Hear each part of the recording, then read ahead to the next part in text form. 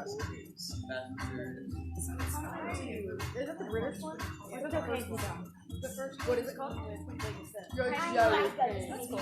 Okay. Yeah. Yeah. Yeah. The second one. The second one's the British people. Honestly, the first one. Camp Rock 2. Pretty much all the Disney movies. None of them are really. None of the second ones are really. I'd say so. You know, do you want to go down one side? I don't know. It's the best. I'd say. I like it. It's okay. I really not like the second movie. Like yeah, but it's not good. The first one's better. Last one. Or not what you're I was thinking of some random movie. Whoa! I always look definitely come to that. Well, apparently the thing clipped, so we'll just go ahead. We'll get started. Anybody have any good number 2 movies that are better than the other? Mamma Mia, Camp Rock 2. You know, the kids made me watch Kid Rock this week. No, Camp Rock. Yeah. Kid Rock. I'm gonna tell you this. So close. I felt dumber after that first one. I have no idea what the second one is, but the first one just blew my mind. So, I heard they're not in a great way. Well. They're so good. And I'm sure I have movies where people be like, really? Like, if you start looking through some of this, most people, and I have very few people who have ever said otherwise, but like, I watched Top Gun with Ange because she's like, this is the greatest movie, and I'm like, oh, it was good. And then she and my basically brother were all gung-ho to go see Top Gun Maverick until like, COVID just laid it forever. And she's like, you have to watch it with me. So I took a breath and I found a deal and we sat down and watched it. And I'm going to be honest with you guys. If I would have never seen Top Gun, that's probably one of the better movies I've ever seen. Which is crazy when you think about that. How often is it that a number 2 movie is better than the first? Usually you're like scrambling and pulling, right?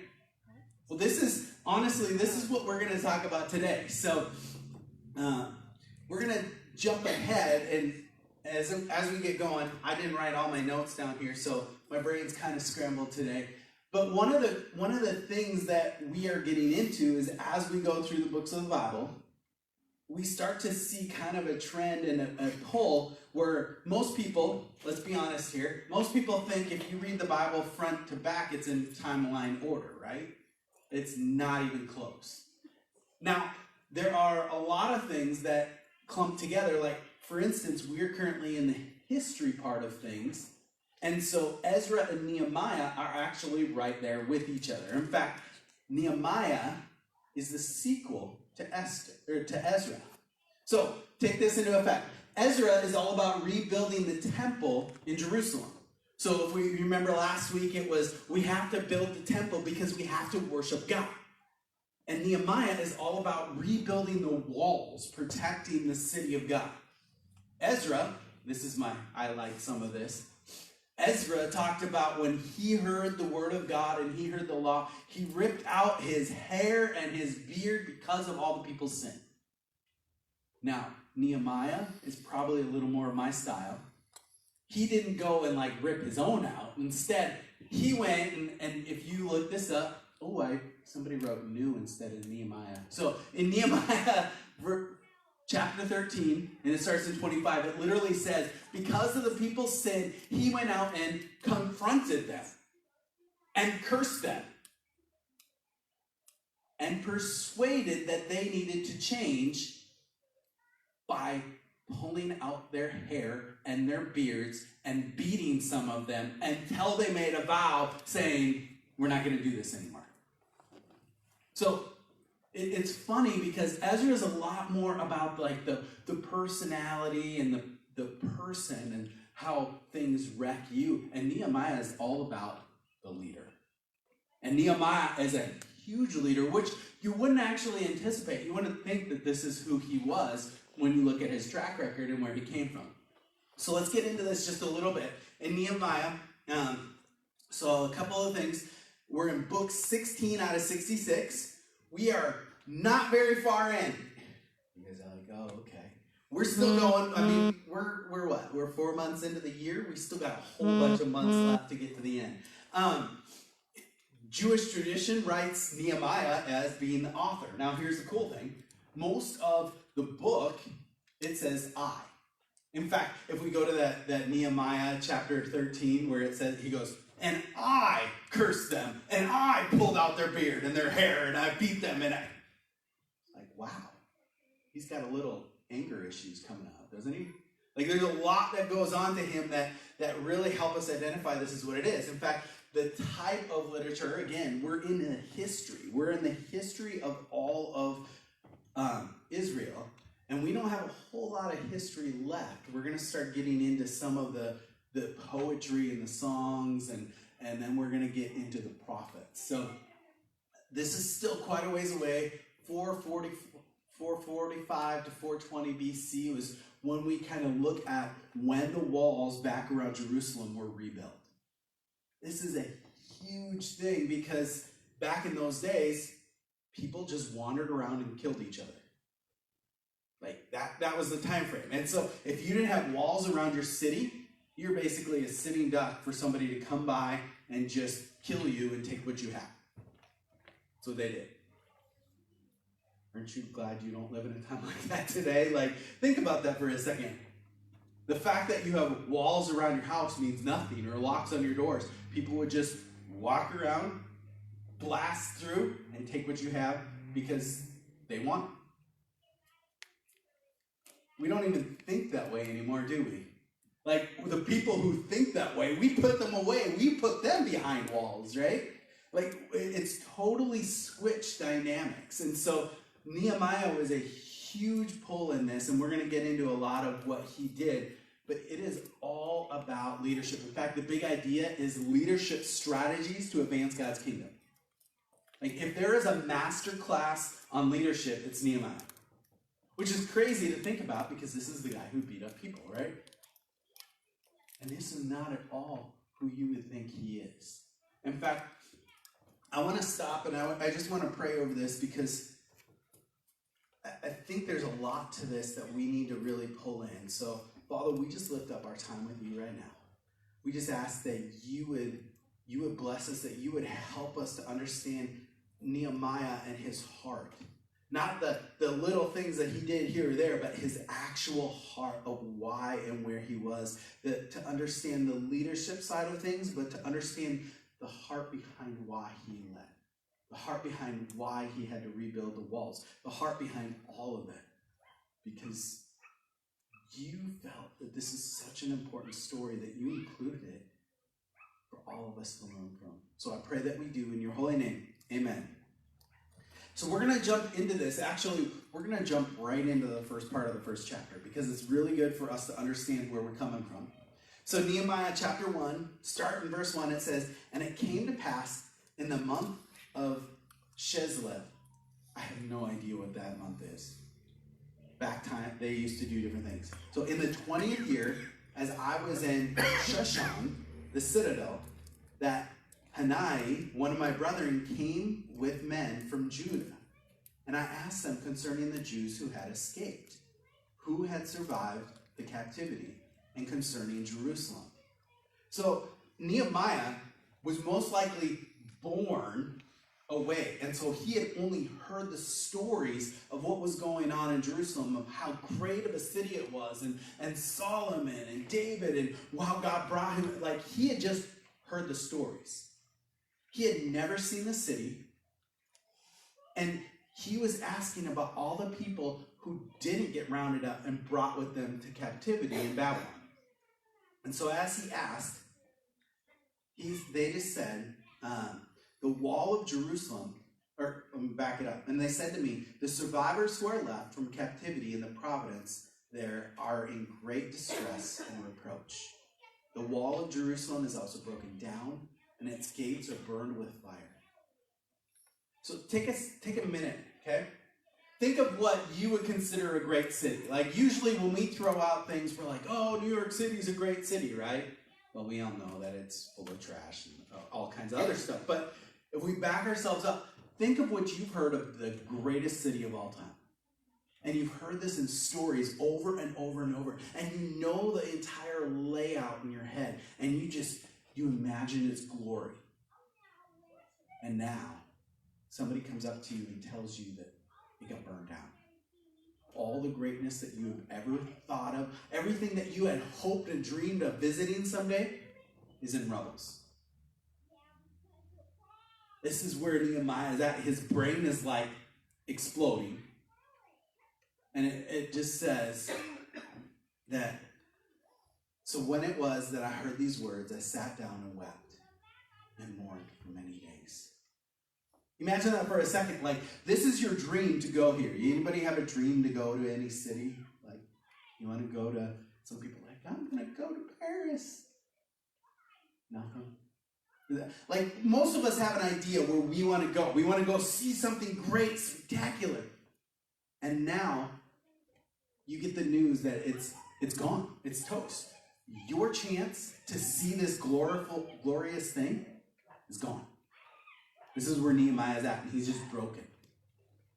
And so he sat there, and when he heard it, he wept and mourned for many days. You ever have an experience where it just like breaks your heart, and you don't know what to do about it?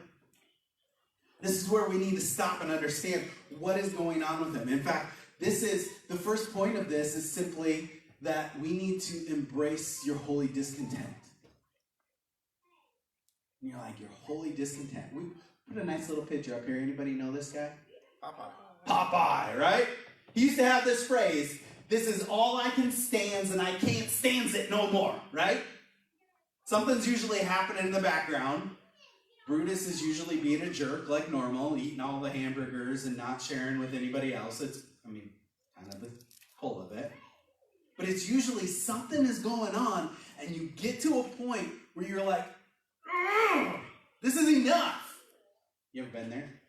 Like, and then you just have to like put your foot down and like, and you eat your spinach and you go off and get big muscles and beat people up. Nobody. Pull out their hair. Think of it this way.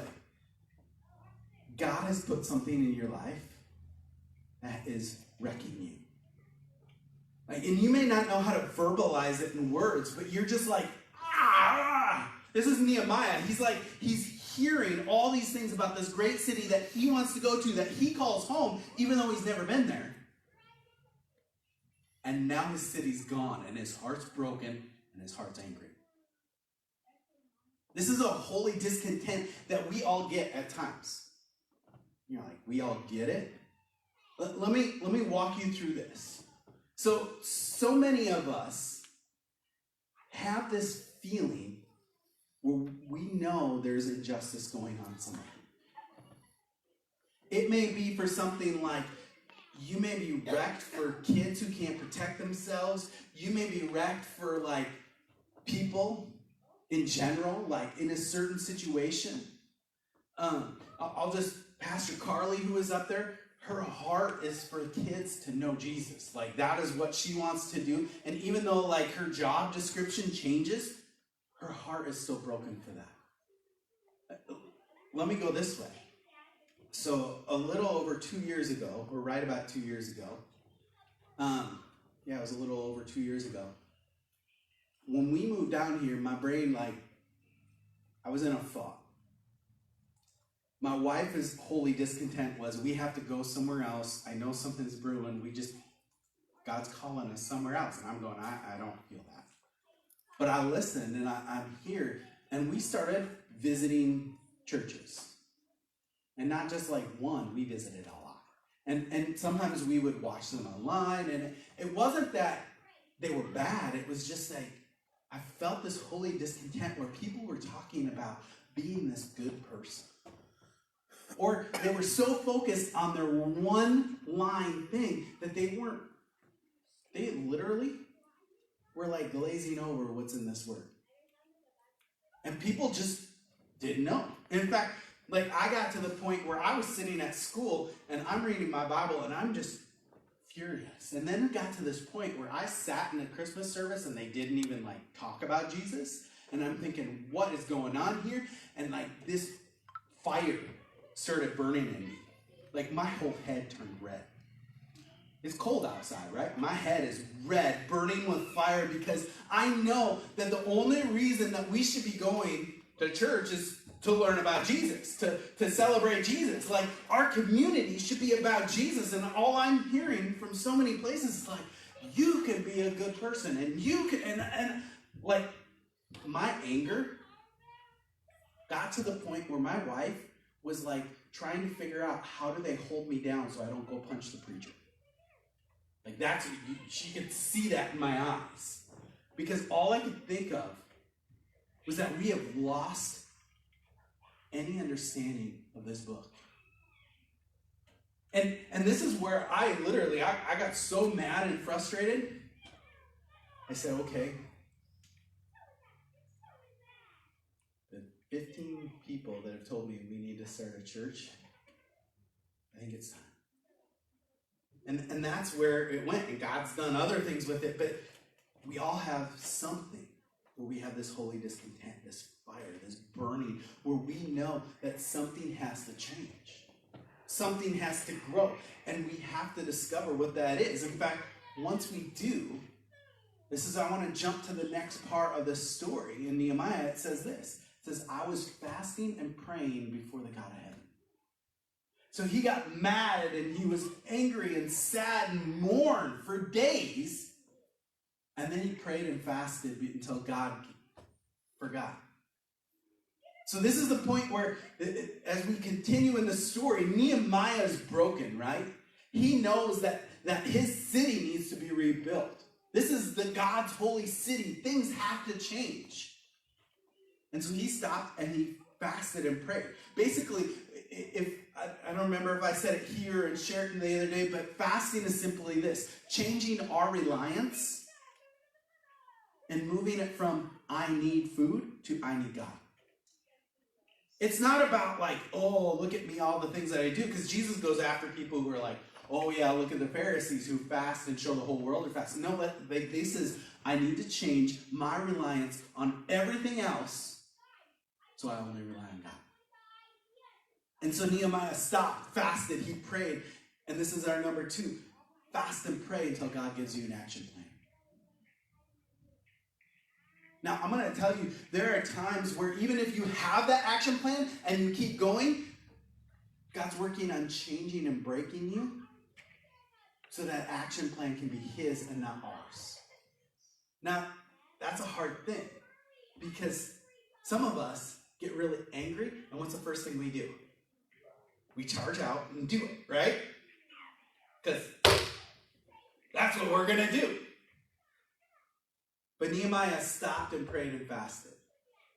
He didn't act right away. He didn't just go right up and be like, King, I'm gone. Because remember, he is a captive. He's a slave in the country. In fact, we're going to get into it in a second. His job is he's a cupbearer. You guys know what a cupbearer is? It means he drinks the wine before the king to make sure that it's not poison. Like, how about that for a crazy job? Every day, you drink some wine, and if you don't die, the king will drink it too. Like, yeah. And he stopped, and he just said this. He said, you know, God, no matter where I'm at, no matter what I'm doing, you have a plan. No matter how hard I try to fight and do what I want, and I know there's a holy discontent in here, and I want to do these things, I have to lay it down and say, okay, God, this is yours, and I'm going to follow you, and I'm going to wait until you give me a plan where we can walk through this. I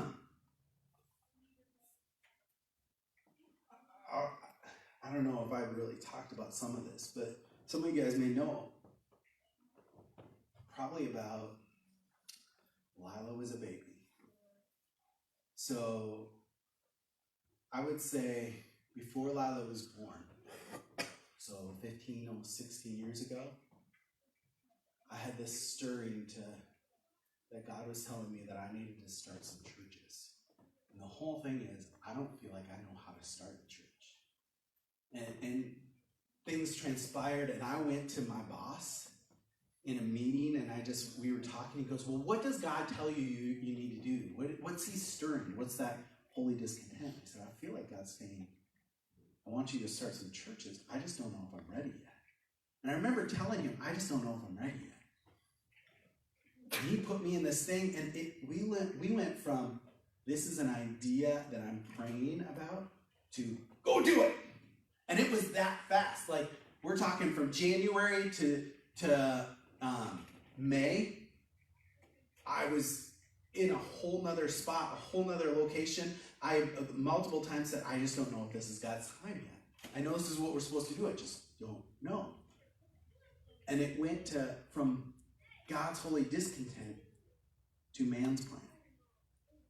And when we operate in man's plan, you know what happens? It kind of crashes and burns. Now, I learned a lot. We started this church. We helped raise up some people that went off in different places. And there's still this idea in there of what God needed us to do. But it wasn't my time. And so things fizzled, and it got to the point where we were pushing. And because it was our plan, not his plan,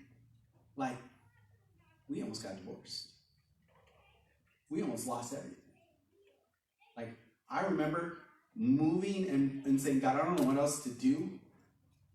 And being so angry at God that I was like, you know what, I'm done. Because I pushed my plan so hard and not his. I acted before I stopped and prayed and fasted. And there are times and days where even though we're here, it's like, God, I know you have a plan. I know this is what you're calling us to, and I know this is your time. Because he's doing things behind the scenes. I want to keep going in Nehemiah chapter 2. It continues this way. And it came to pass in the month of Nisan. So if you have a Nissan car, your car's from the Bible. If you have a Volkswagen, it's, no, sorry. It's pretty obvious. In the 20th year of King whatever, when wine was before him, that I took the wine and I gave it to the king. So again, remember, he's the cupbearer. He's the guy who says, okay, here's the wine. I pour the wine. I drink the wine. Feeling okay. The king can have the wine. Think of how many people died doing that, right? That's just a crazy mindset to think about. How many people would have died before this happened, and how much worth do you actually have that the king says, you know what, you have to drink that and die for me. Therefore, and I took the wine and I gave it to the king. Now, I had never been sad in his presence before.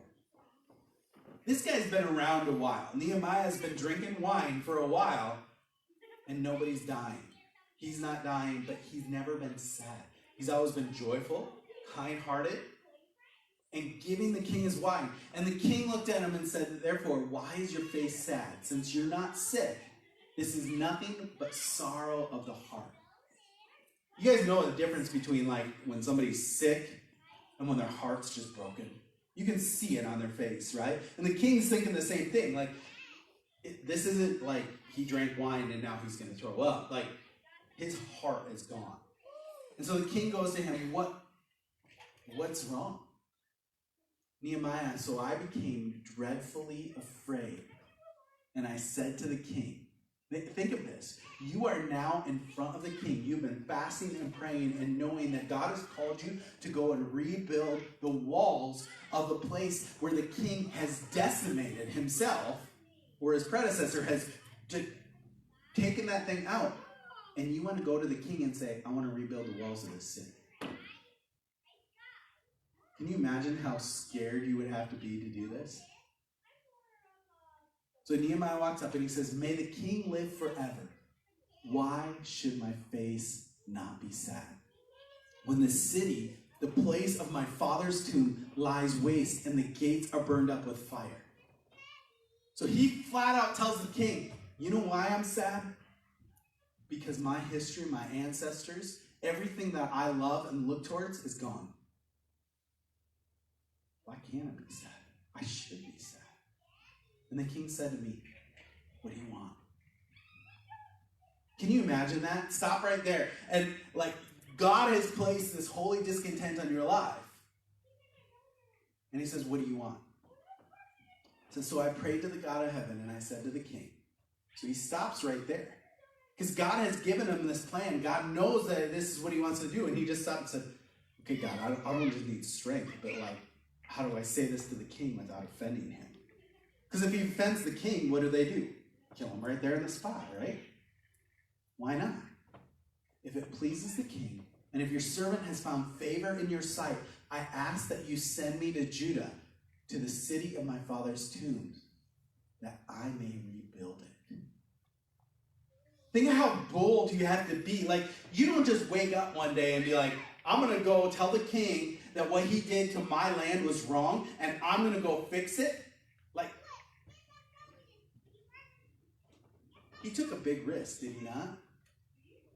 He took a huge risk. He boldly stepped out in faith in the direction that God wanted him to go. This is our next point, right? Take a risk. You have to take a risk.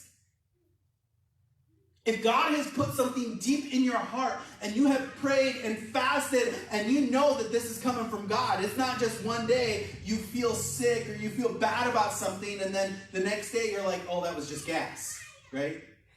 Like you have to change. When you know that this is what God has put on your heart, you have to go and take a big risk. There's some things in our lives where we get terrified about what to do next. True?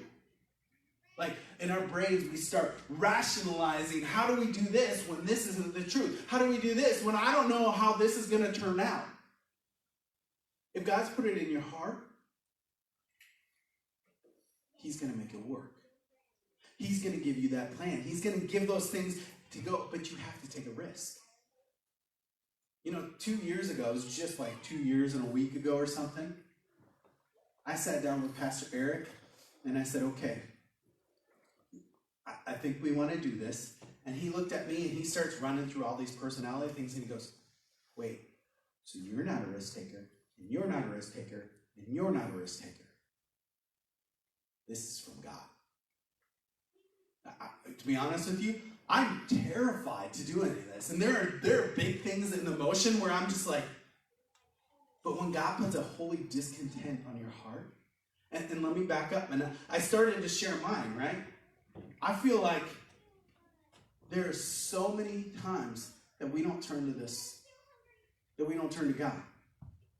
My holy discontent is this, that people don't know who God is.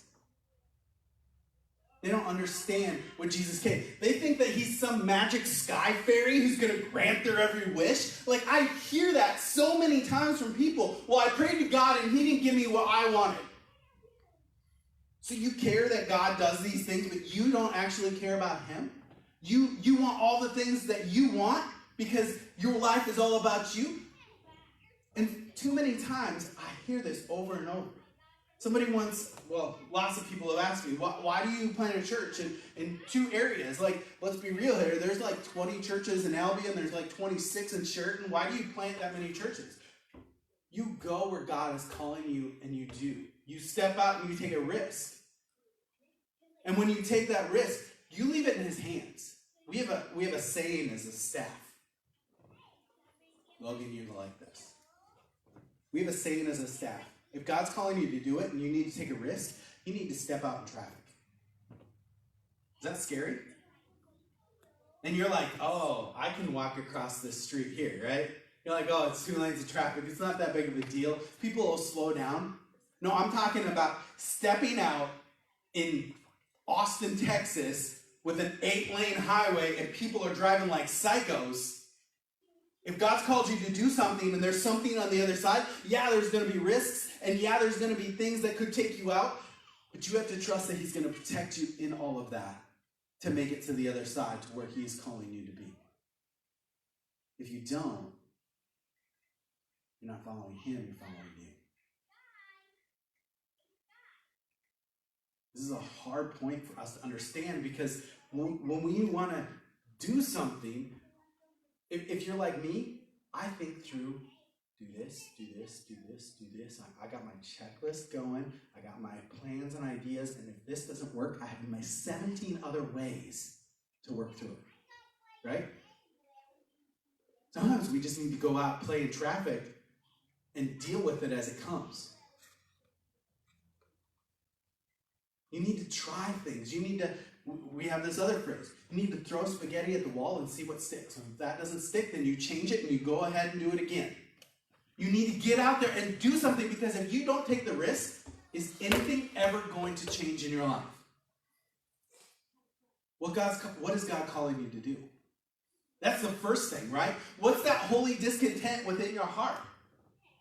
For a long time, when I told God I didn't want any part of it, I'm like, you know what? I just feel like I need to take care of kids who nobody cares about. For the last decade, that's what I've done.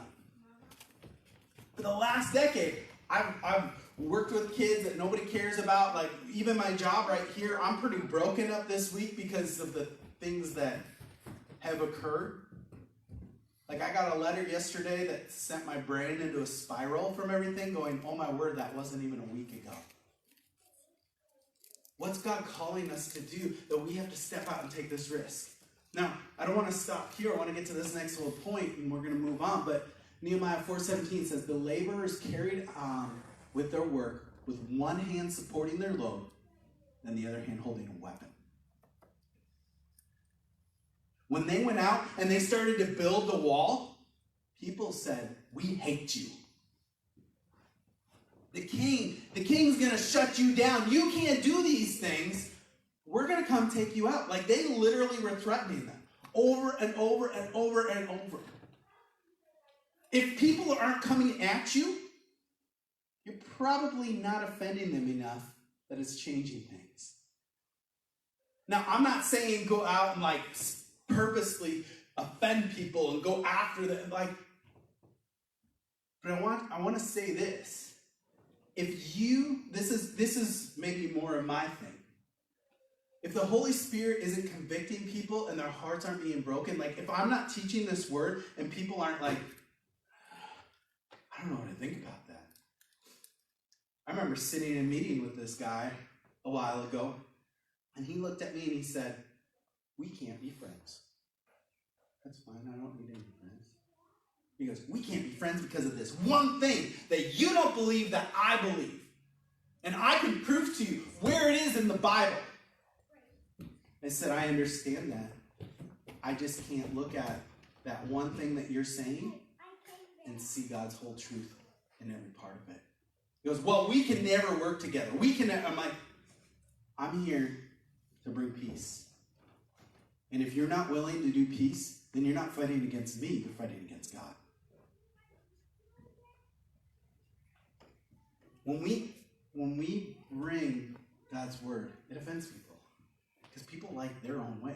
They like their feelings. They like their things. They like how to feel secure in themselves. They don't like to be confronted.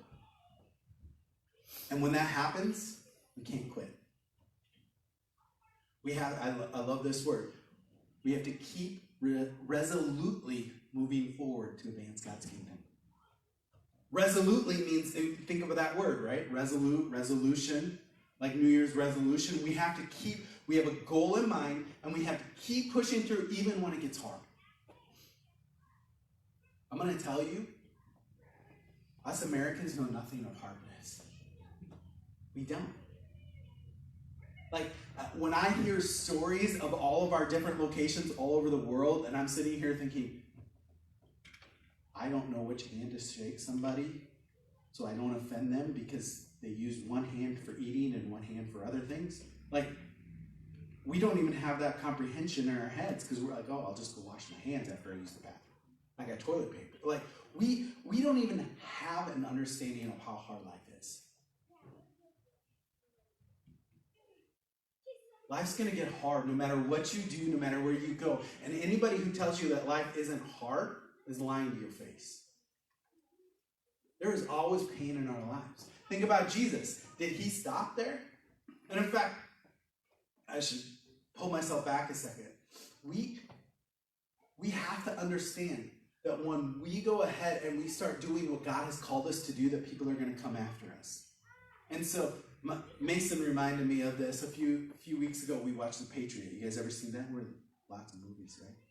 You've seen that? And the pastor stands up and he says, we can't go to war because we have to be peaceful. And then all of a sudden he starts to see all the things that are going on. And he says this line. He says, a shepherd must tend to his flock and at times fight off the wolves. There are times in your life where you have to stand just like the people in Nehemiah's day with a trowel in one hand where you're working and a spear in the other. There are people who are going to come after you. And if you don't know this, if you don't know the Word of God, I'm going to be honest with you, it's going to be harder. I'll throw this out here. We are working really hard on getting this Bible college set here in Iowa because we want people to know the Word. It's not about an agenda, or our agenda is that if you know this better, you know God better. You know Jesus. And when you know Him, you live for Him. When you pretend and you nitpick and you pull out scriptures to make your way look good or your ideas look good, you don't know Him. When people come after you individually, and I'll just use myself as an example. When people come after me and they start throwing out all these accusations, and sometimes I sit there, I get mad, and I'm like, ah. And then I'll talk with my wife, and she'll look at me, and she goes, you aren't like that. They don't even know you. They don't know your heart. They don't know where you're coming from. They think that, and she's right. We go after God sometimes and say, God, you don't do the things that I want you to do, when we don't know Him well enough for that to happen. And so you have to take a risk. What is that risk going to look like? I'm going backwards, right? Maybe you need to change your life and you need to apply for a different job. Maybe you need to go to college. Maybe you need to go to Bible college. There are a lot of things that have to line up for you to follow through with what God has to say. And then you can't quit. You can't just be like, life is hard. I got to do something else. No, life is always hard. No matter what you do, life is always hard. You get over one test and one trial, and guess what? The next one's waiting for you. Sometimes you get a nice little reprieve, but sometimes you don't. You just fight. And when you fight, guess what happens? You grow stronger. You grow closer. We have this saying about what ministry is really like. Because I'm going to be honest with you. It's hard, but it's wonderful. We call it beautiful. Brutiful. Can't even say it today. We call it brutiful. It's both beautiful and brutal all at the same time. Because that's what life really is. That's what ministry is. I'm going to tell you, it's beautiful because every single person that crosses the line of faith, we are there to celebrate, and it is the greatest experience in the world. Every time we get the opportunity to stand next and celebrate and baptize somebody, we're so excited. But there are a lot of times it's brutal. And you have to be willing to pay that price of what's going to happen. And when I say pay the price, oh, believe me, there's a price. But when you back up, what are you really paying? What's your fear of if you do what God's calling you to do, what are you afraid of? Are you afraid that your reputation is going to go bad? Because believe me, your reputation is going to go bad no matter where you're at. It doesn't matter what you do. Somebody's always going to be coming after you. You attain any position in life, and somebody's always going to be coming after you and going after your reputation. Sometimes the things that we pull in, that we think that we need, are the very things that we have to sacrifice and give up to God. And they're the price that we pay. Sometimes it's more than our reputation. Sometimes it's our time. Like, I've heard this a couple times this week. You know, if I go to Bible college, it's going to take up a considerable amount of my time. You're right, your time. You have to pay that price. And if you're not willing to pay that price, what happens? You keep it to yourself. You hoard it to yourself. Here's a funny thing, and I'm going to go secular for a moment, so I'm going to walk away from the Bible. But there's a study out there called The Millionaire's Mind. And there's a whole big book on it. And the funny thing is, when you go and research all the people who are millionaires, you know what one of the number one things that they do that you wouldn't expect? They don't hoard their money. they're generous with it. The more and more people that I know that like have made it big in their lives isn't because they have constantly hoarded their money and pulled it in and like held on to it. It's because they're generous. It opens up doors that they never thought they could see. There is one guy I've met him one time, but I met him and he is this huge, great inventor. And he's not even allowed to control his money anymore. Because his church needs something new. He's like, I pledge $1 million. And his wife goes, well, we don't have $1 million. He goes, I believe that God is going to give me an idea where he's going to create that money so that ministry can move on.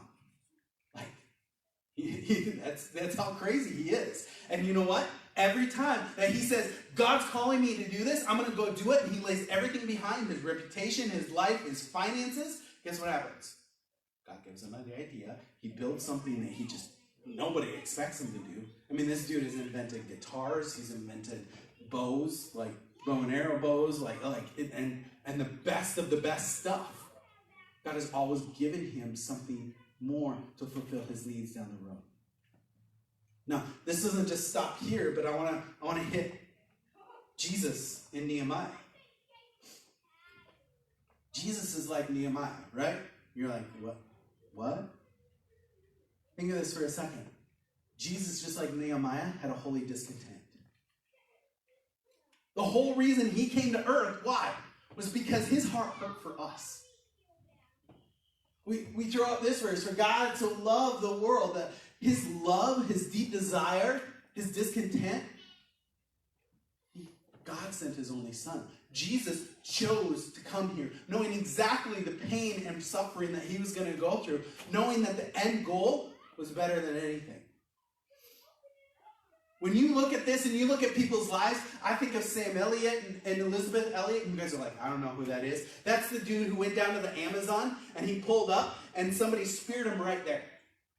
Like his whole goal was to go and reach people for Jesus, and then somebody ran a spear right through him, right away. First spot. You know what happened? His wife got in a boat and went there. And her love and her grace and her mercy that she showed helped people to see. And everyone in that tribe follows Jesus now. He was willing to give up his life. She was willing to give up her life. And God used those things for a holy discontent for a people who'd never heard about Jesus.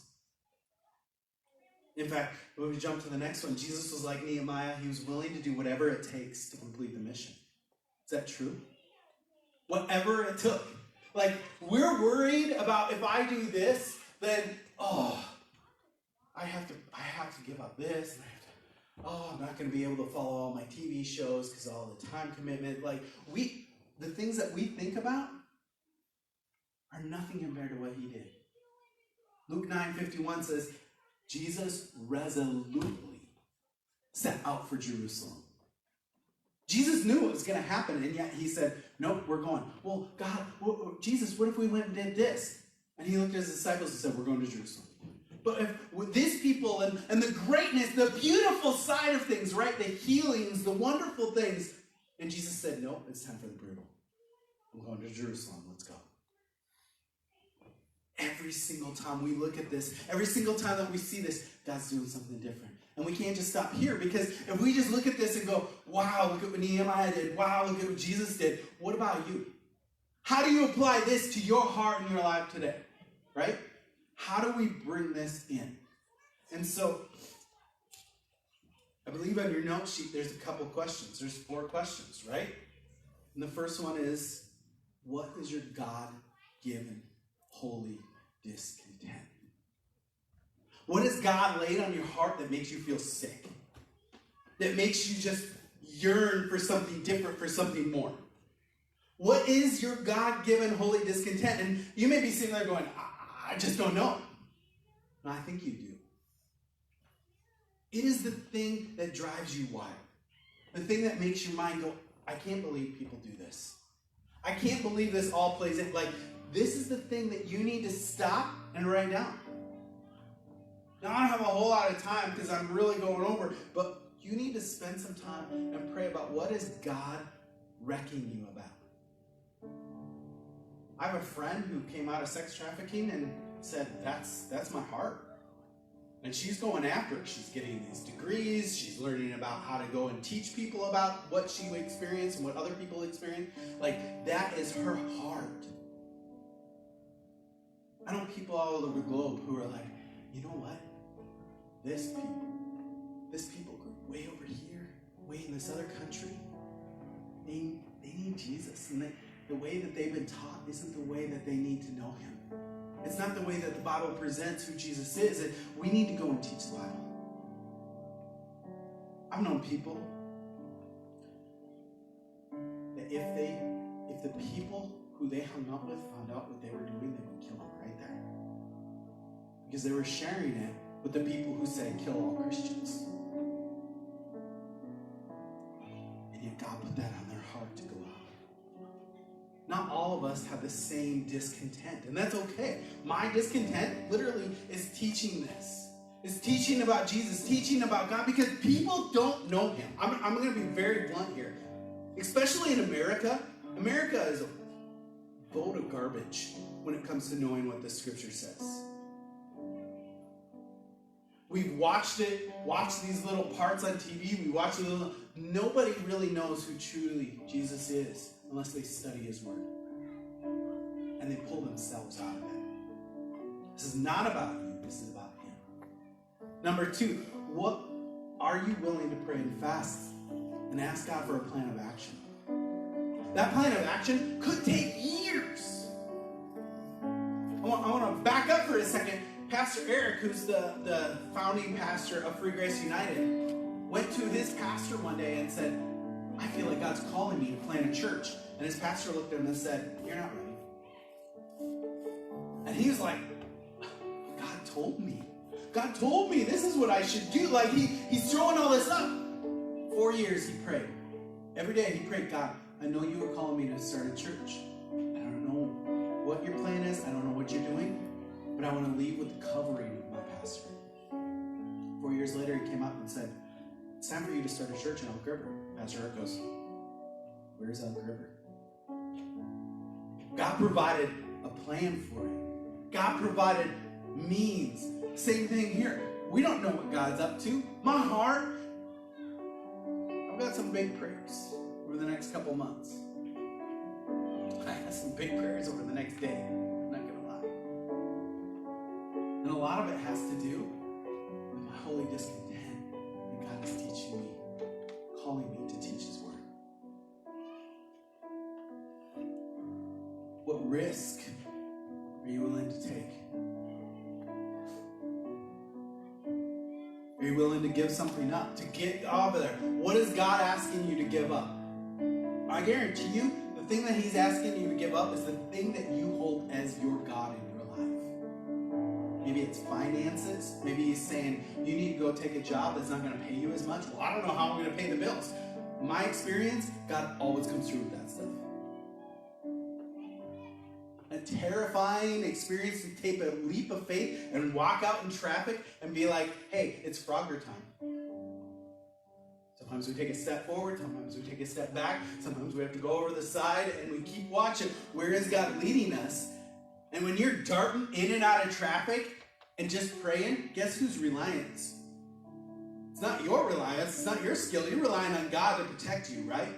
And that's what we need to do. That's why you stop and pray and fast and rely on him. What are you willing to do to pay the price? That's the last thing, right? Right? What are you willing to do to pay for the price for the cause of Christ? Now, we talked a lot about what God is calling you to do, but some people don't even know who he is. Maybe he's just saying, you need to give your life. This is the first time you need to pray and say that you're going to give up everything that you have to follow him. Acts 15:26 says, these are the men who have risked their lives for the name of the Lord Jesus Christ. If you go and read that, Jesus chose 12 men. One of them bunked out and said, I need my finances, I need my well-being. He constantly stole and worried about himself. And the other ones gave everything. 10 of those men were martyred for their faith. And you're like, well, one killed himself, yeah, because he betrayed Jesus. And what did the other one do? Dude, John went through a lot more. Boiled alive. Like, everyone risked everything they had and paid everything. Because if we go back to this, and I want to go back to this, we are focused on our eyes on what we see in front of us, not on what God is calling us to do. And he is waiting to open up our eyes so that we can see the spiritual world and see the protection that God has behind us. Willing to fight for us. Many times we try to rely on that on ourselves. We need to stop and give that up. So let's stop and pray right now. Father, we lift up our lives and our hearts.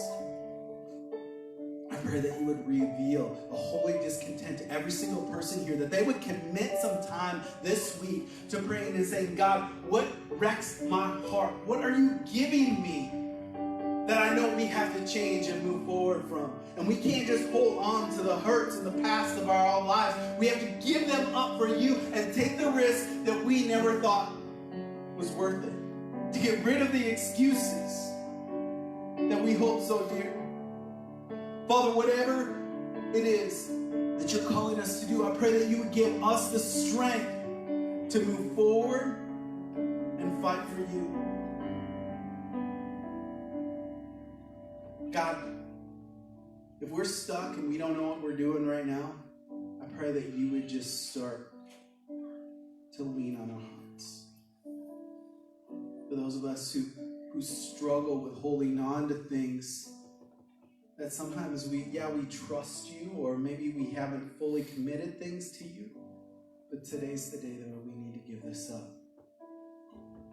If that's you, just say it simple. Just pray, be honest with God what's holding you back. If you don't know what to say, you can repeat after me. You just start and say, Dear Jesus, there's stuff in my life that isn't allowing me to fulfill your calling in my heart. Please take it. Help me pay that price. Give that sacrifice to you. This is yours. Help me to follow you, Jesus, and trust you.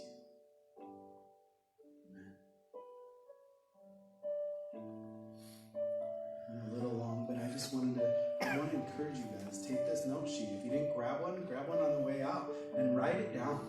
What is God doing? And if you need to call and talk, like, text me. Most of you have my number. But if you need to pray through what God is calling you to do, you need to do it.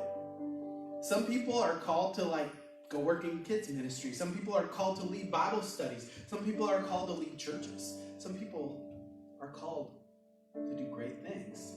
They're holding it back because they're scared of giving up their comfort.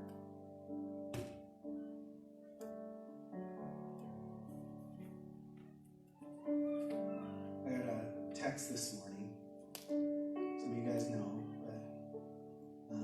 Bender, who's been here quite a bit, hasn't been around because he's been down in Louisiana and his mom died this morning. We've been texting off and on. Watch it, love, we still love you. I texted him this morning when he told me that. I said, today is a special day. Because his mom is standing with Jesus right now. We know it. It is her spiritual birthday. And she gets to hear all the amazing things her life is amounted to. I can't wait till that day comes. I talk with too many people, too many times when they're like, I just want God to come in and all be over. But God is itching for us to follow what he has called us to do. And so I want to again encourage you. Take some time this week and answer these 4 questions. And you may not get through all 4. You may get through the first one and say, God, there is a discontent, something that God is calling me to do, and I have to do this, and now it's time to pray and fast. If you have questions on that, please let me know. But feel really heavy. But we need to pray and ask what God is calling us to do so that we can go and do it.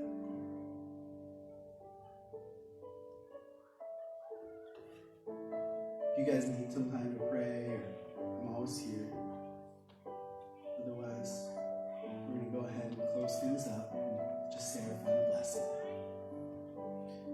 Say this with me. God, be gracious to us and bless us, and make his face shine upon us, that his way may be known on earth, saving power among all nations. Love you guys. Like I said, if you need prayer or you need anything, let me know. Otherwise, have a great rest of your week.